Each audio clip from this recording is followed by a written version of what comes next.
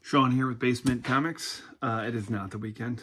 I say that because normally, like in my head, I was like, I'm going to do Corner Box Classics on the weekends because I'll have Wednesday to read a couple new comics, can make sure that I get through the old classic stuff, and then be, ready to go and have some time on the weekends. And then, but I realize, like, I say the date and stuff, and you could be watching this 10 years from now. So when it's released, I guess, doesn't really matter. Unless you're, like, jonesing for it. Tea's made. My phone is currently blowing up as I record this of pals sending me reactions to the Avengers Doomsday trailer, which was quite the treat this morning. I was not expecting it to get it today. I was assuming, like everyone else on the planet, that we were going to get it whenever... Sorry, they just keep popping up. It's going to be distracting. I was not expecting it to be released this morning, and so I was like, I had some time off from work, and then went back to work today. And I talked to my wife after it was released. I was like, how am I supposed to focus for the rest of the day? I'm just going to be thinking about Cyclops running around in that comic book accurate outfit, Downey Jr.'s bitchin' Latverian accent. It's pretty good. Tea is made. You know the deal with Corner Box Classics. And this one was a stacked week of books. There were a couple annuals. One great one. One not so great one. Yeah, so let's get into it. Holy smokes. Yeah, that was the other thing too. This weekend there was graduation parties and 4-year-old birthday parties, and... I hadn't been to church in forever because I was dealing with all the house stuff, and I'm the Sunday school teacher. I know. I don't believe it either. Molding those little minds to question everything. So, Corner Box Classics. I've been reading all my comics because I was saving them for retirement, but, with the economy and this habit, a child of one income household, I'm not retiring. I'm just going to die at my desk. So I was like, hey, I should start, like, I might not even like some of this stuff, which is true, because fuck the Micronauts. And so I was like, I just got to start reading through this stuff now. And sort of like, if I love it and I'm going to read it again, then it stays. But if I'm like, bleh, then it goes. Okay. And I act as though I was collecting books off the spinner rack this week. What I was listening to, etc., etc. Like I do now with new books, but we're going all the way back to, like I said, I started in 61, read everything that I would want to read. Some things that I didn't enjoy. And here we are, in the week of August 31st, 1982. That is the release date for these comic books. My lovely mother's birthday. Would have been the first one with me in existence if it was August 31st, 82, because I was born in October of 81. That's too much information about me. So, first up, I would have pedaled up to the shop, and I would have been so happy because Amazing Spider-Man number 235 was out on the stands. Look out, there's a monster coming. Released August 31st, 1982, written by Roger Stern, penciled by John Romita Jr., inks by Frank Giacoa, letters by Diana Albers, and colors by Glennis Wein. And so, let's see. Yeah, I do have to say that there's another thing that's absolutely happening here sometimes with Corner Box Classics. Like when I was doing this without the show, and that was sort of the thing, we're gearing up for my 1-year anniversary on YouTube. Hooray! August 14th was when I published my first video, and boy was I nervous. And man, I appreciate everyone who has like joined up and gone along for the ride. It's been a blast. And I'll get into that once we get to the actual anniversary. But like I legitimately just thought it was going to be like me watching it, and maybe one or two pals, but those pals I'm sure dropped off right from the get-go. They were like, oh, we got to listen to Sean talk enough. Why would I want to go to YouTube for that? I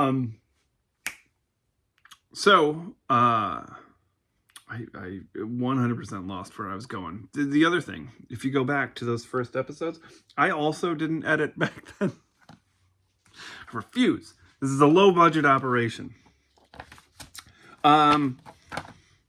I think the thing is that sometimes, like, I read these, late at night. Just ask McGroovy. Sometimes he sees me on Instagram when he's waking up in Scotland, and he's like, you should be asleep. You have a 4-year-old child. And I'm like, I should be. But this is the only time that I get to read comic books. Because otherwise, I'm a human gymnasium for a, power bombing 4-year-old. 5 minutes into it, I haven't talked about a single comic book yet. This is what you get at BaseMint Comics. And everybody cranks it up to 3 speed. Okay, so this opens up. We ended with the Brand Corporation doing some experiments on Tarantula, and it turned him into a tarantula. And in the last issue, when he got turned into the tarantula, I was like, I'm pretty sure I remember a Toy Biz figure from the 90s that scared the crap out of me, where he was actually a tarantula. And sure enough, I looked it up on the old eBays, and there indeed was one. Do I own it? I do not. Am I going to get it? No. I don't. The kids been into these Lego Spider-Man sets, and they sometimes come with these black spiders. And I know they're Legos, but you're running on empty. You walk into his room and you see a black Lego spider. I'm hammering in that thing out of existence. So no, I'm not going to grab a tarantula figure. So Pete is obviously at odds with Tarantula, and I'm telling you, I never had read the Stern Romita Jr. run of Spider-Man. This is my first true run through of all of Spider-Man, and the Stern stuff absolutely lives up to the hype that it gets. You know how sometimes people hype up comics and you then check them out and you're like, really? We will discuss my ineptitude and the mistake I made when I first read Kraven's Last Hunt when we eventually get there. I do like Kraven's Last Hunt, but my first exposure to it, not good. But that was, again, and I say these things sometimes and it cracks me up because I will say hey, I didn't like something. And then I'll give a litany of reasons why it was my fault that I didn't it's my fault. I don't like this for a very personal reason, I do this all the time with Grant Morrison's New X-Men. I did not enjoy it because I was reading it right after the worst thing that had ever happened in my life happened up until that point in my life. So it is filtered through this lens of me being horribly going through the grieving process of losing my mother. And I will explain this to people and they'll still be like, wait, you didn't like Grant Morrison's New X-Men? And it's maybe if I had read it in the correct, thing, but unfortunately I read it when I was fucking miserable. So everything, movies from that time period, music, it's encased in this thing. Anyways, so all that to say, when someone's telling you that they like something, just remember that it's probably filtered through their own experience. Stern, for me, right now, this is living up to the hype. Holy shit, I need an editor. Tarantula, Spider-Man, going through it. And pencils are great. I mean, him just lifting up the computers, tossing them at Spidey. He's trying not to Spidey's trying not to do any damage here. And then the Will-o'-the-Wisp, which, I mean, I know that Paste Pot Pete gets a lot of static for having a ridiculous name, but I would take Paste Pot Pete 1,000 times over Will-o'-the-Wisp. So two of the guys from Brand, when they see Will-o'-the-Wisp, all of a sudden they're like, hey, wait a minute. We know that dude. And so they start to piece together as the Tarantula Spider-Man fight is going on, and he's trying to rescue some brand workers there and get them out of there. These dudes sort of make the connection that the guy behind the Will-o'-the-Wisp is someone that used to work at Brand, and this is an issue that they have. Pete does a quick change, which is good, and like I laughed because I remembered in the last issue that he changed in the largest vent space ever, and sure enough, Romita Jr. made sure that he was just back in that ridiculously large vent. He sort of plays dumb and is like, oh, I kind of got lost. I'm here for the internship, as he's getting booted, and all goes well and ends well. He runs into his landlord. He doesn't have the rent. He's lamenting owing Aunt May some money so she can start up her little Aunt May's wayward home for senior citizens. And then he's like, hey, but the good thing is, took some snaps of all this Brand Corporation nonsense, and Jameson and Robbie and Ned have been working on a whole story about Brand, so clearly they're going to want these pictures. They're going to pay big bucks. And of course, that Parker luck strikes again, and the frame was fogged. And I am not a student of photography, so I did Google what fogged framed pictures would look like, and yeah, he would not be able to sell those to the Bugle. So then it cuts to the Bugle, and we get some meetings of the minds here of the people that I was just talking about. Marla Madison is also involved in this, and so then they bring in somebody who has like a dossier on Brand Corporation and Roxxon. And so then this was actually pretty nice. You get this cool 2-page spread where it is just panels from like Marvel 2-in-1 issues, some Iron Man stuff that sort of just goes through a bit of the history of Brand and Roxxon. And I I've read all of this stuff. There might have been a Thor issue in the very beginning and a Hawkeye thing where I was like, I don't know where that took place. But everything else, I was like, I am familiar with all of these. So that was pretty exciting. I thought that was cool, and it was a nice way. If you weren't reading those titles, they did a really good job. And I know now it's like writing for the trade and everything kind of has to be like, and but I miss this sort of stuff. That was kind of a hand-holding exercise for people that might not have been reading and every book, and that sort of needs to be done. I think now everyone's like, oh, you could just Wikipedia that or look it up online, and maybe you don't want to. Ever think about that? So then Pete starts doing some investigating into finding out who James Melvin is, the fella behind Will-o'-the-Wisp, and we quickly realize that like he did have some connection to.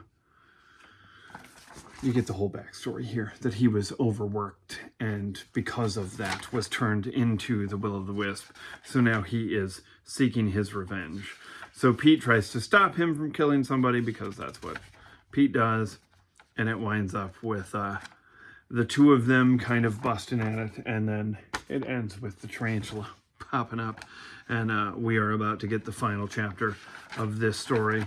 And hopefully Tarantula gets turned back to normal, because that doesn't look awesome.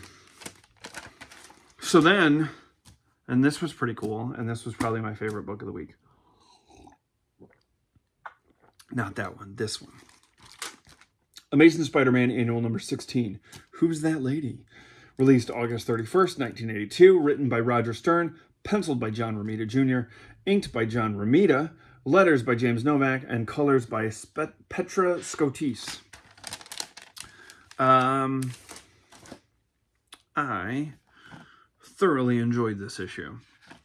And I want to call out the fact that the credits say Stan Lee presents another Marvel milestone, plotted and scripted by Roger Stern, drawn by John Romita Jr. and John Romita Sr., lettered by Jim Novak, colored by Stan Goldberg, and travel reservations by Jim Shooter, proud wife and mom, Virginia Romita. That's what I wanted to call out, the proud wife and mom. In 2008, I went to New York Comic Con. My two sisters had purchased me a VIP meet and greet with Stan the Man. And so I was going there to meet Stan Lee. I also wanted to meet some other people that were in attendance at New York Comic Con. Those being John Romita Jr. and John Romita Sr. And there was a fella next to me who was getting some kick-ass stuff signed. Not like, oh, he was getting some kick-ass stuff. He was getting Kick-Ass the Comic signed. And Virginia Romita was there behind John Romita Jr. and John Romita. And I have this moment that I always sort of smile about anytime that I think about it. And when I saw her name in the credits, I was like, she is a proud wife and mother, because every book that got put down for the two of them to sign, she would like pick up and flip through and be like, oh, Johnny, this is so, like a mom that like wanted to put it on the refrigerator. And I just thought that was incredibly adorable. Like, meeting the two of them was fantastic for me. Got wonderful stuff signed by them. But really the highlight of meeting John Romita Sr. and John Romita Jr. was watching Virginia interact with the two of them. It was a delight. So that's my Virginia Romita story.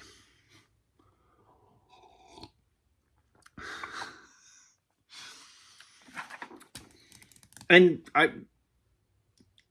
John Romita Jr. pencils inked by John Romita Sr. is fucking great. It's great. And I mean, come on. Like, I'm traveling to the comic book store every week with my kid. And he comes down here and he gets all excited. He knows all the characters' names. You know, he's jazzed about it, right? And I couldn't even, like, I've never had any aspirations to ever, like, be involved in comics, because I love this. And I know what making records did to me when it came to music, you know, where it's like, sometimes if you see how the sausage is made, you don't like the sausage as much anymore. And so comics is sort of one of those things where it's like, boof, no, thank you. But I imagine being a father-son and like working on Amazing I mean, that's pretty kick-ass. That's cool. Okay. So Pete's walking through the airport, and his spider sense clocks a lady that he is very attracted to, because Peter Parker never misses an opportunity to scope out the scenery. His spider sense goes off a little bit, but not really like in a danger type of way. It just sort of clocks it. And he sort of sees Monica Rambeau, like he's like, why is my spider sense going off? So he kind of he's like, I got a few minutes before I got to pick up Harry and Liz. And so he's like, I'm going to follow her, which I was like, sort of creepy a little bit, but at least the spider sense is going off. So he does the quick change on the roof and then realizes there's some street toughs who are, you know, giving Monica the business. And so they steal her purse, run off into the street, and Pete's like, great, this is the perfect opportunity. But little does he know that she is, you know, kick-ass in her own right. And so she winds up taking him on. And then Pete sort of sneaks up behind her, and she doesn't realize this, and she sort of turns around and sort of blasts him away. And then she's like, oh, crap, and feels really bad about this, but is basically like, he looks like he's going to be all right, and I gotta get my power under control, and I gotta get out of here. And she, for the first time, changes into her cool outfit. Very big Monica Rambeau fan here, just so you know. And so she takes off, and then we get this. I mean, come on. It's so good. Love the boots.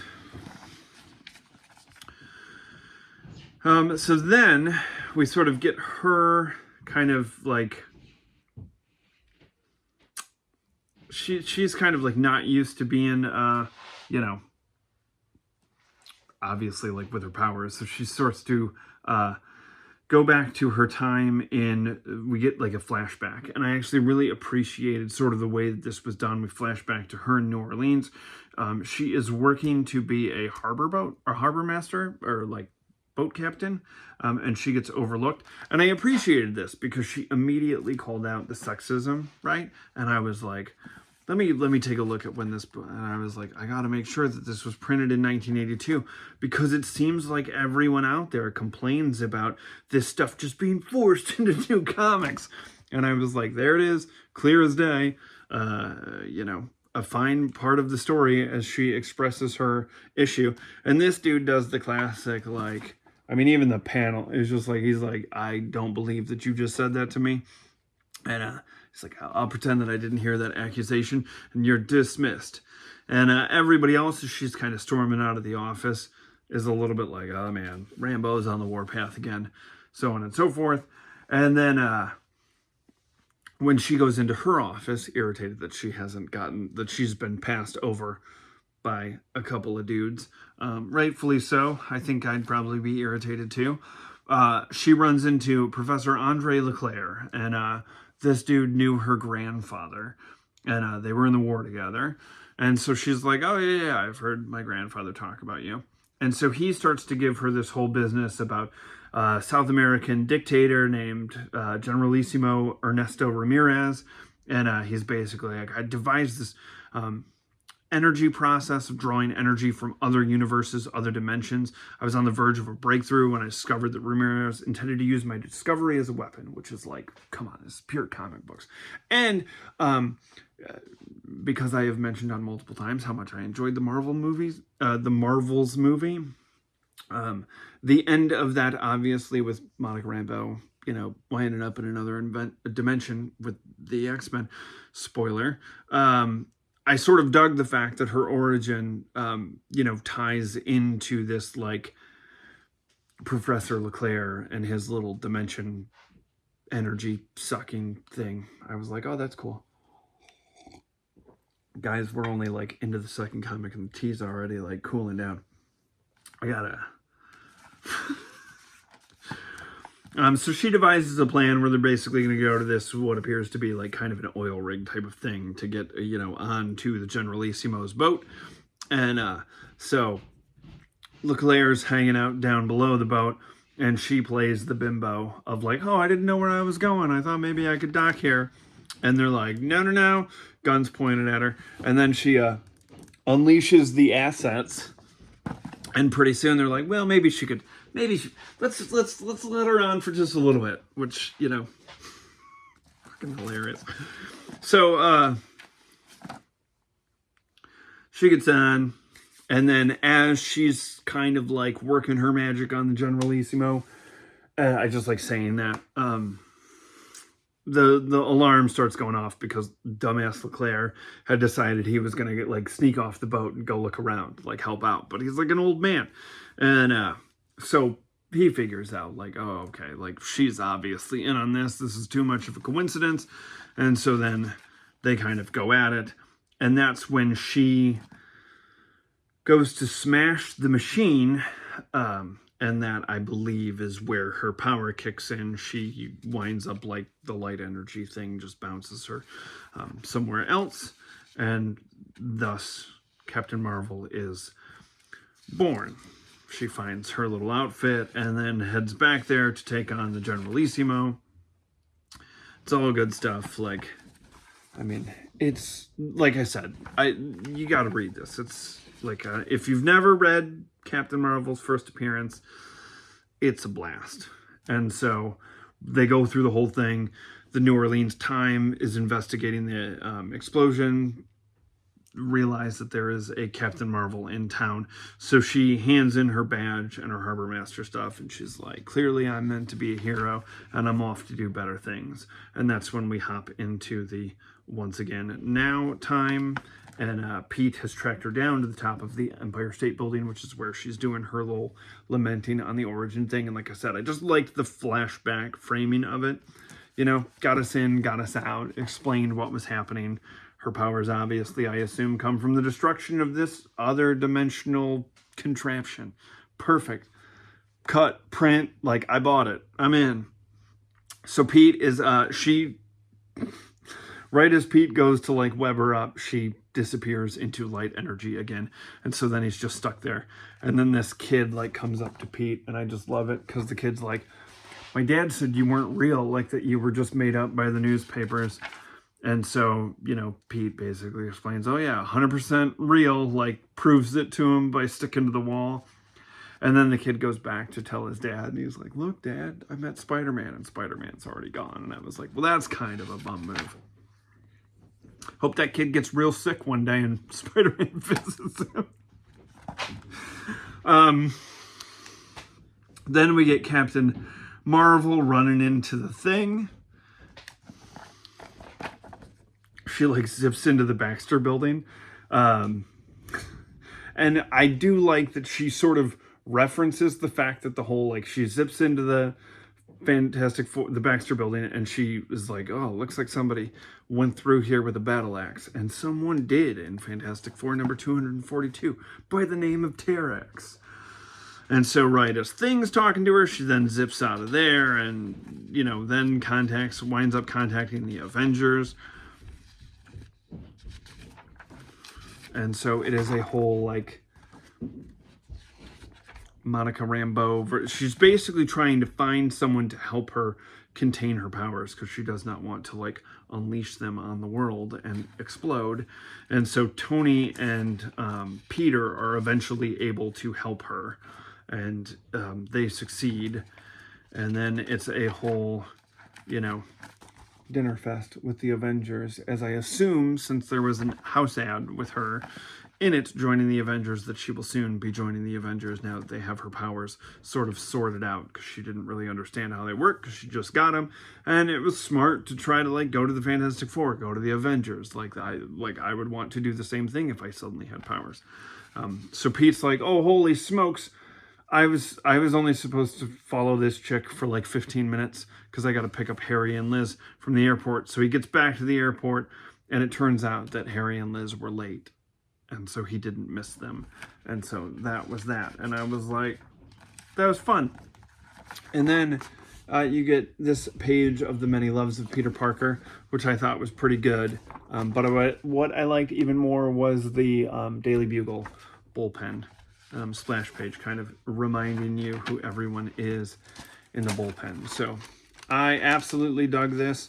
Normally when it comes to like new books, and I mean obviously like old books as well, you know, I occasionally set stuff aside where I'm like, oh, I'm going to read that again this week to make sure that I fully get it. And that was one where I was like, I don't think I'm going to file that one back right away. I think I'd like another, because sometimes, you know, the thing of doing this when it was just me doing this for me is I didn't clock things that I wanted to mention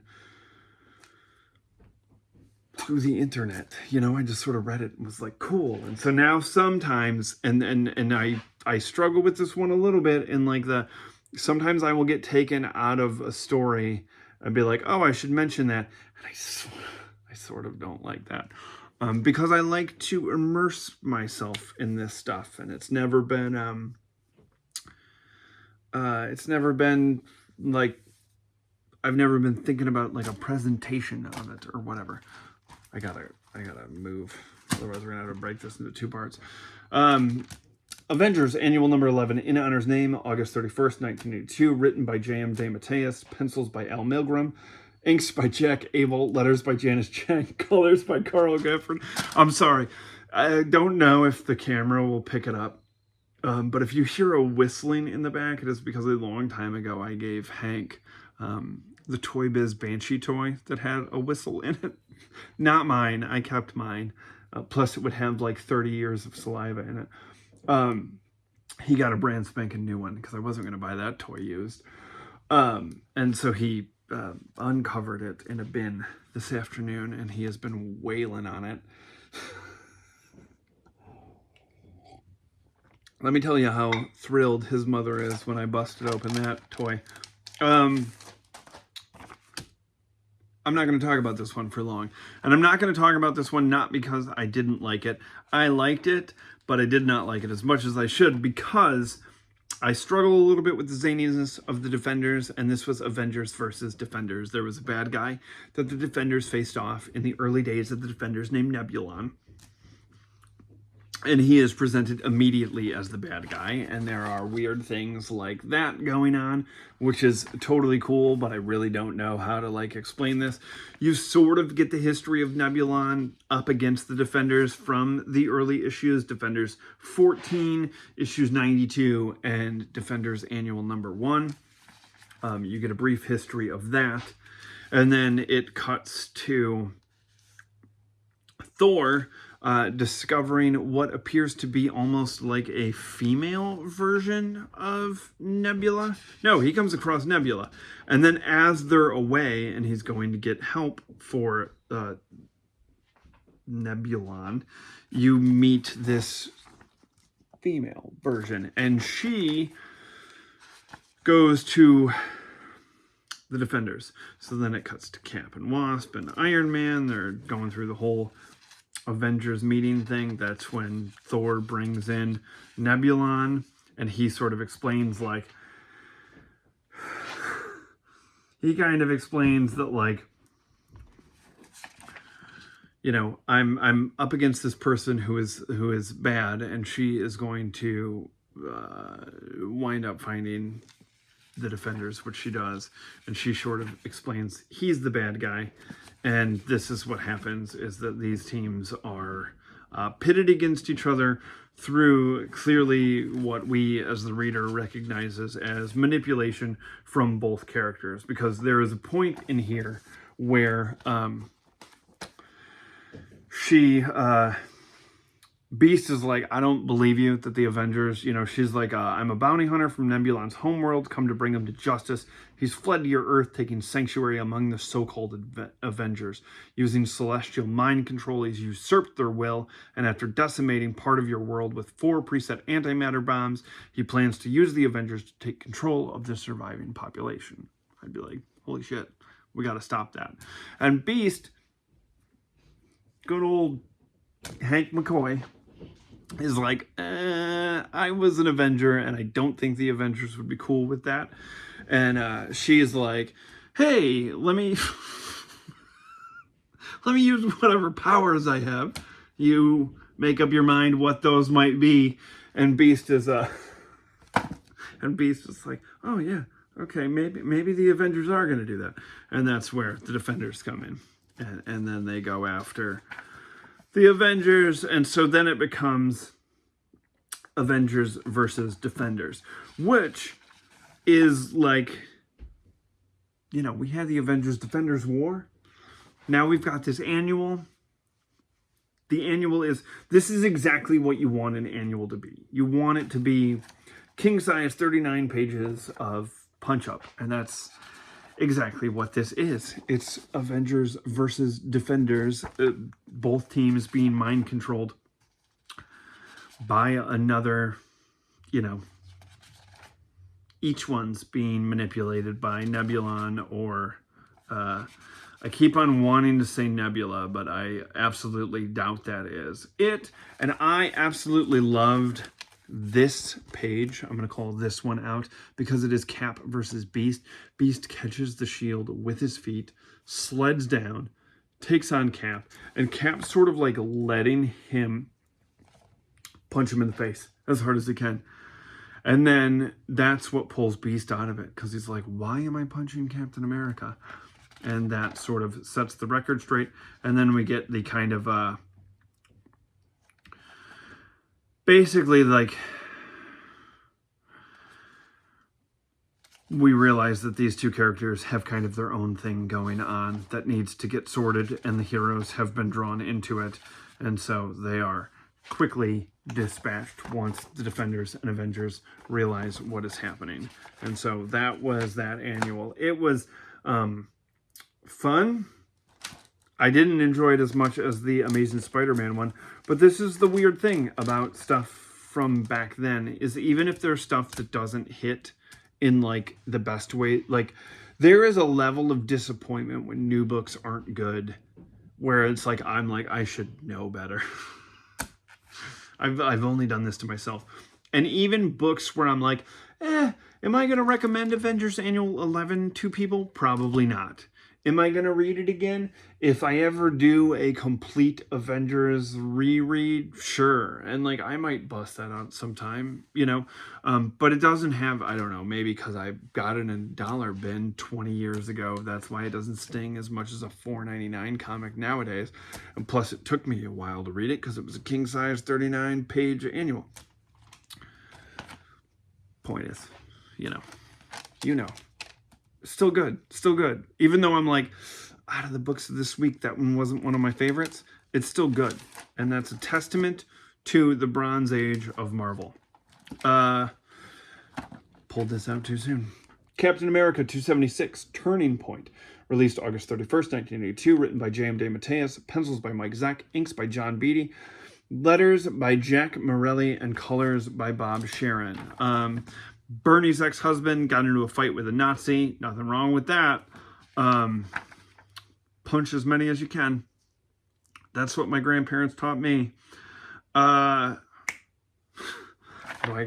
time I open a cap, and I know I should be prepared for it, but every time I see a swastika, I'm like, not into it. So we're sort of like, you know, the Nazi prick from the last issue. Still hanging about, pulls out a piece. He's going to use it on Cap. Cap whips him in the face with the shield. And then Bernie's ex-husband, Sam, winds up also getting arrested for sort of taking part in this little riot that happens. And so Bernie goes up to Cap and sort of looks him in the face. And that's when Cap's like, oh shit. Bernie knows. And if you've been following along, you know that my Cap thing where I was like last year, probably the year before, I was reading some Cap issues. You always hear about like this era of Cap, like the Mike Zeck era. And so I was like, man, I got to bust out some issues that I have. And I read an issue and I was just like, fuck, I need to get this whole run. And so I had built my idea of this Cap run around like, well, I'll get the stuff where he lives in the brownstone because I like the people in it and I like the relationship with Bernie Rosenthal. And so I have been like patient. I love Bernie, and I have been patiently waiting for this moment. This is what I've been waiting for. This is like, I am jazzed to see the reveal of Bernie now knows that Steve Rogers is Captain America. Let's get into it.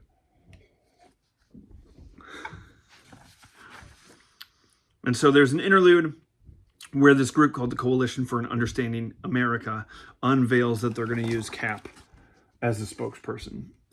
With his permission, I don't know, because they didn't get into it. That was the end of the interlude. Then we cut back to Steve walking up to his apartment, and I love this whole thing, because Bernie's like waiting by the window, and Steve is doing the whole Jimmy Stewart going over to Mary's house in It's a Wonderful Life, where he's just like, oh, I'm just walking. And like, you know, Buffalo Gals is playing in the background. And he starts to walk away, which I think is just a great moment of like Cap's Cap. And, you know, he can lift Thor's hammer, but he can't talk to a gal. And so she's sort of like, he immediately, like she calls him in. She's like, what are you doing? She calls him in, they start talking. And he's immediately like, I suppose it isn't, I can understand why you'd want to end our relationship now. And she's like, why the fuck do you think I'd want to end the relationship now? Like, and so they start to have, a chat, and he's like, well, I didn't know about your ex. And she's like, well, yeah, dude, like we just sort of like, you wanted to keep this secret from me, and like this is not the best part of my past. Like I'm not still with, like, he's an ex for a reason. And you know, so they sort of go through that whole thing, and right as they're kind of opening up, Cap gets pulled into superhero shit by Nick Fury, and like a SHIELD agent pops up, and she's like, hey Steve, you have to go somewhere. And so Bernie's like, no, go. And kind of has this look on her face of like, what have I gotten myself into? And I was like, what have I gotten myself into? I wanted, and this is where you're going to know, this is where you find out that when I was in middle school, I got pneumonia one summer. And I spent that summer like in bed, breathing machines. It was gnarly. And I watched, my mother also had it. And so the two of us, you know, spent that summer watching Days of Our Lives. So your guy, Sean from BaseMint Comics, loves a good soap opera. So I am A-okay with there not being any superhero punch-ups in an issue. I'm okay with that.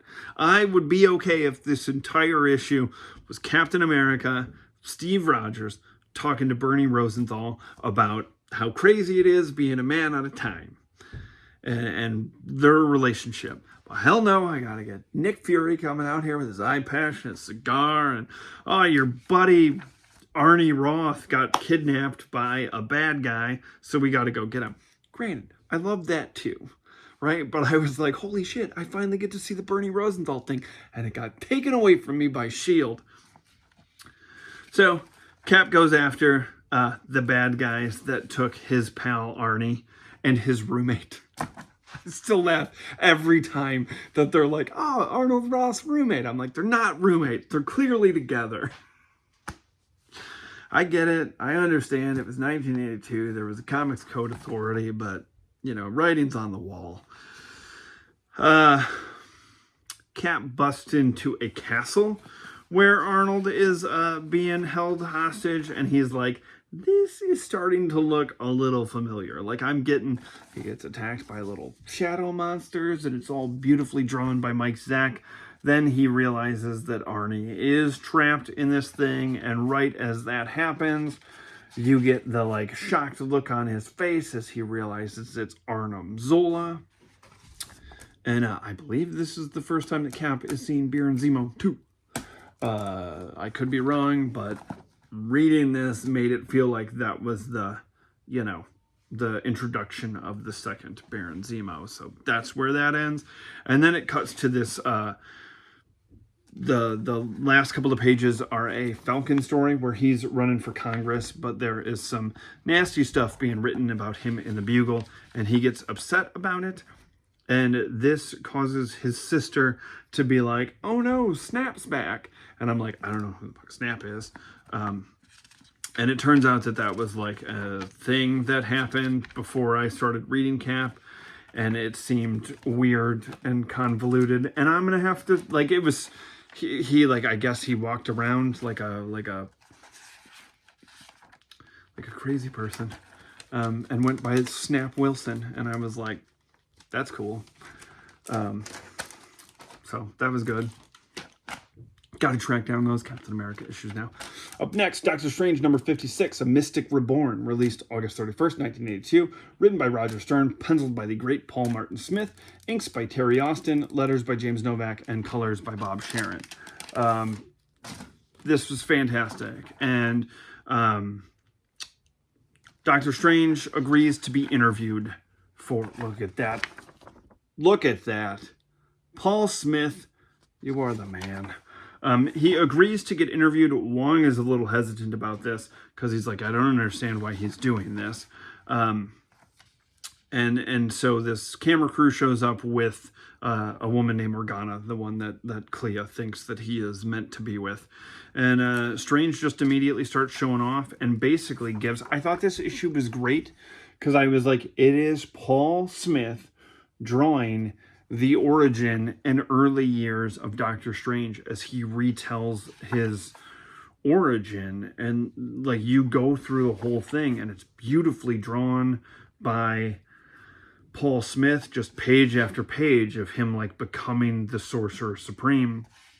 And then like the turn happens where like after the interview's over, he's gone through his whole history. He explains what his whole thing is.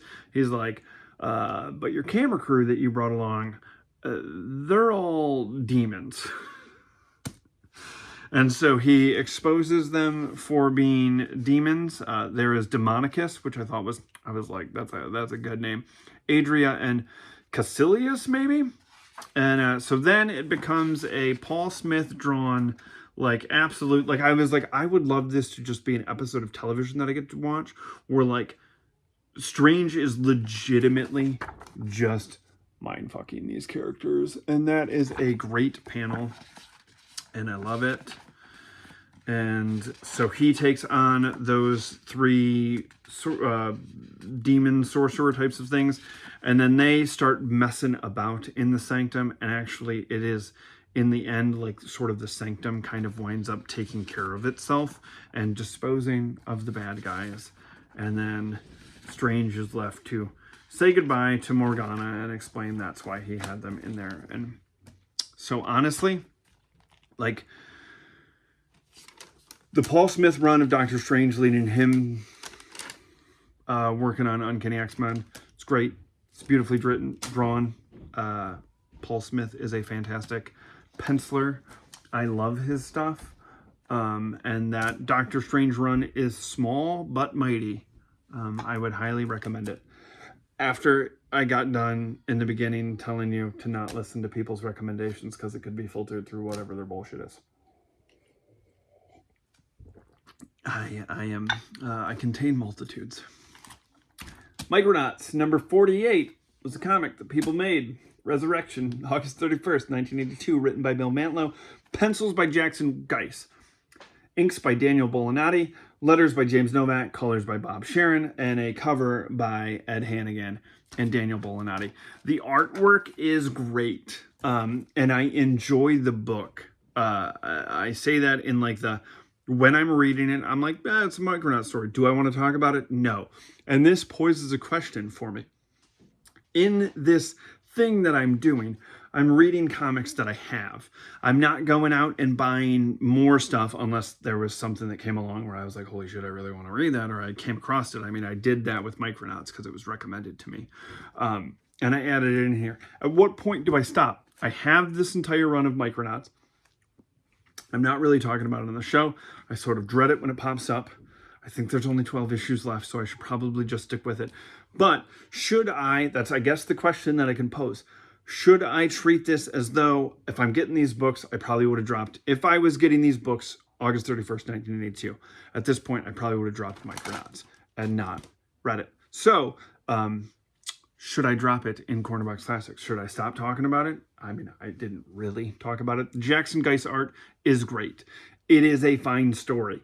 There is just nothing about it that makes me be like, I want to talk about it. And it's already going on too long, and I have 2 other issues. So it just, so do I cut it? What do I do? What do I do? Mighty Thor, number 326, The Scarab Strikes, released August 31st, 1982, written by Doug Mensch, pencils by Alan Kupperberg, inks by Jan DeAugustina, letters by Janice Chang, and colors by George Russos. This, like, time period of Thor is fun. I'm, like, engaged in the stories. Some crooks steal some artifacts from a museum, which would piss any Indiana Jones loving fan off. And this unleashes the Scarab, who is also trying to find these things. Then we cut to, we're in Chicago, Thor's doctor's office, and he has a patient who is like, oh, he's getting checked out. And he's like, oh, you wouldn't believe what happened to me, and sort of explains the Scarab attack. And so Thor's like, I'm gonna check this out, not as Donald Blake, but as Thor does the hammer thing, and then he's off. And this is where our story gets going, and it is immediately full on Thor versus the Scarab as he's trying to figure all of this out and find the artifact that these goons have stolen. Get a brief history of him, and I thought this, like, I was like, that's just Spider-Man's symbol. But he's like, oh no, it's part of this treasure that was, you know, it was the Ruby of Scarab. And I was like, no, that just looks like Spider-Man's thing. So, basically, like, the guy is, he's sort of like, we go through this whole how the Scarab became the Scarab. And then, we realize that those crooks tried to sell this museum worker at a different museum The Eye of Horus is what they were talking about. And he's like, I informed the police at once, and they told me just that afternoon that they think they knew where the thieves are located. I'm sure they notified the Egyptian authorities, and even though they may not accept you as an official representative of your government, I'm sure they trust Thor. And so he then like sends them to where he thinks the thieves are that tried to sell the artifacts to this museum. So now it is a Scarab Thor team up as they go up against these thieves, and it's sort of like, well, that's kind of unfair that there's this like Egyptian god dude and Thor going after these thieves. So they make quick work of it and get the artifacts back. And that is the end of that. And then there is a backup story that involves Odin and what all of the other characters are doing while Thor is like goofing off in Chicago. And I'm happy that if I bought the comic, I'm going to read it cover to cover. You know, I'm going to read the backup stories and stuff like that. And I'm glad because the backup story was like, hey, we finished this thing that's been running in the background of the last 3 issues in the next issue of Thor. And I'm like, okay, I get it. They're doing this as they lead up because we are 10 issues away. We're like a year away from Walt Simonson taking over. And so like right now it's sort of like how nowadays when you know that there's like a curveball coming, particularly in the X-Men universe, and they just sort of tread water for a while. That's what I feel like Thor is doing right now, but it's good treading water. It's not Micronauts treading water. Last book that I would have picked up on August 31st, 1982. Wolverine number 4, Honor. Written by Chris Claremont, pencils by Frank Miller, inks by Joseph Rubinstein, letters by the great Tom Orzechowski, colors by Lynn Verlag, and a cover, badass cover, by Miller and Rubinstein. It's a noir masterpiece. Speaking of noir masterpieces, finished Spider Noir, loved it, thought it was great. Opens up with Wolverine now in his, dress browns, going to town and doing what Wolverine does best. Slicing up bags of money and heroin and sending messages to crime overlords. Then he's tearing through the streets, messing people up. And Miller and Rubinstein stuff looks absolutely cinematic. Like, it's so good. And so then you get back to the Clan Yoshida, and we are dealing with Lord Shingen, and he is, they're saying, kind of explaining like that little runt is running around town screwing up our plans. And then a guy walks in, shows that he's got a package for Shingen, and it is the clothing of some hand ninjas that Wolverine has dispatched of, with a note that just says tonight. And so then we get, and I'm telling you, you could be like, this needs to be put to music.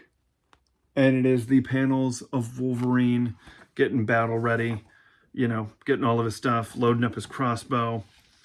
It like 100% is a getting ready to go F some ninjas up 80s montage. Then we get Mariko, incredibly sad about everything that is going on, lamenting in the family home about how her father has, besmirched the family name. Then some hand ninjas are quickly dispatched, and I would like to call out the thunk thunk thunk because it is important, as Yuriko throws some knives into their backs, and she is going after them. And as this is happening, Mariko shows up and realizes that, Yukio has been captured by Shingen, and she is about to be killed. And basically, she explains, that she had killed Logan's friend, and she was trying to make amends for that. And so Shingen then takes it to her and is quite the jerk about it. So he starts calling for the ninjas to report to him, and he's screaming into the communicator for them to answer me, and all you get is hand ninjas with the smoke rising out of them. Beautifully drawn, again, by Miller and Rubenstein. I'm not breaking any new ground in this. It is a 4-issue masterpiece. Claremont's an incredible writer. Miller is at the top of his Daredevil game in this. Like, it's crazy to realize, and I know Klaus is filling in on pencils in a couple, but just like holy smokes, the amount of solid work that is being pumped out on a monthly basis by that dude at this point. Then Mariko gets taken at gunpoint by her husband. What an asshole. Who then shoots Wolverine when he shows up because he's trying to use Mariko as a body shield. And as he shoots Wolverine, he gets thunked. And we all know who that is because they set that up earlier. And there we have it. Yukio is back. She has rescued Wolverine and Mariko. And that is when Wolverine calls out Shingen and they go to battle. And it is, again, super good. Absolutely cinematic how it's done. No words. Just incredible pencils, great inks, beautiful colors, paced beautifully. And I love the, like, claws get right to his head. You just see the snicked and the red in Wolverine's eyes. It's like such a beautiful touch. And then, you know, Mariko and Logan have the heart-to-heart about, you know, their relationship, the dishonor that Shingen brought upon the family. And, you know, Logan explains that he's not worthy, and she's like, you fought for the good of others, for right, for the truth, Shingen for greed, and ultimately for survival.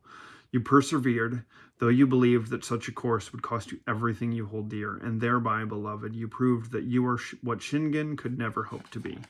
And the two of them embrace, and then it ends beautifully with the X-Men getting the wedding invite from Mariko and Logan. And that sets up Paul Smith's introduction to Uncanny X-Men. And it's great. It's such a good issue. Such a great miniseries.